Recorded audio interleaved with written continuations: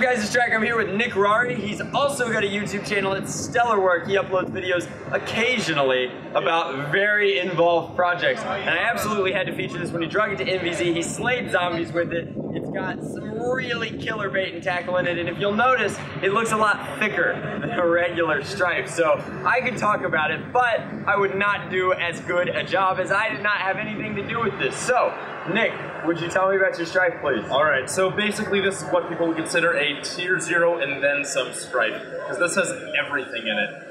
To start off, I started off with the stripe, and I went, you know what?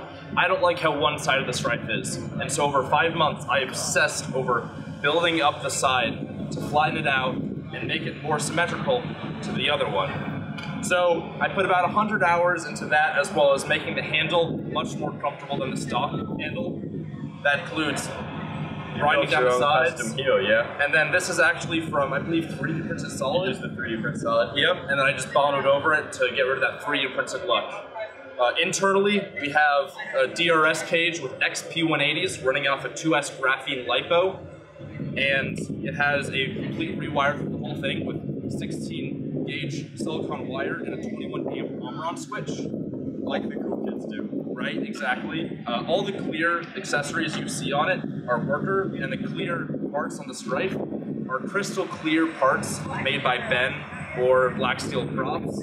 Now, this is the third set of 4 that are only in existence. So that adds something really special to the blaster that not a lot of people can say. They have a much longer clear time than his regular slightly yellowed parts, and so he only makes them for incredibly special friends. Right, so. You gotta ask nicely and really nicely. You have to ask really nicely. Yep. In addition to those parts Ben provided, he also provided a flared magazine well to make loading much easier, as well as an expanded motor cover, so I can fit those XP180s in there with the clear cover.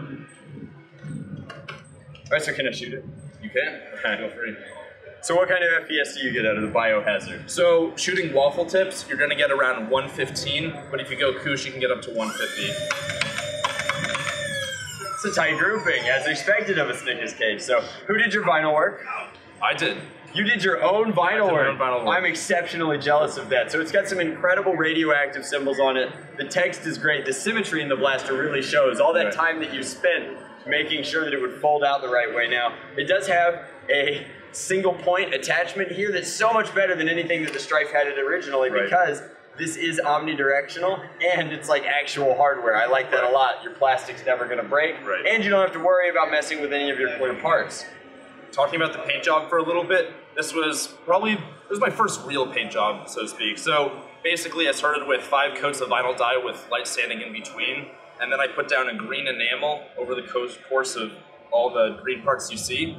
Then I put down this motor film over the whole entire thing, and then did little bits of dry brushing and silver detail before I put 2K clears over top of it. So you did your hydro work yourself? I did. That is a rarity in the NIC. A lot of people either outsource their hydro work to like myself or Tom, Foam Data Services out in the UK. So it's really, really cool that pretty much everything in this build is your own work entirely with parts sourced from various friends from various places. The dry brushing looks incredible. Now, I do want to take it inside really quick and show you guys that there is a button on this blaster. It's over here and it's very subtle because he put it right here. And it's at this point that I have to mention that, like, I'm noticing a lot of similarities to one of my favorite blasters in this. And I can't help but notice that maybe Sanguine had something to do with this build. I took a little inspiration there. Maybe a bit, but this button does some incredible things. And not only does the main body of the blaster light up, but also this clear worker stock that Nick has added just glows. And there's really no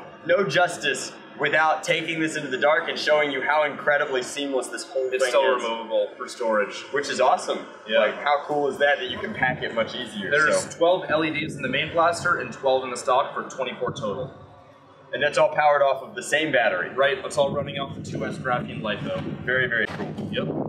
Well, Nick, thank you so very much for sharing your BioHazard with me. I think it's one incredible build. Thank you. I know that my viewers are absolutely going to love it. So, again, if you want to check out more of Nick's work, he uploads occasionally, but it's always very quality stuff. And I will link to his channel in the description box below. It'll be on the end screen coming up.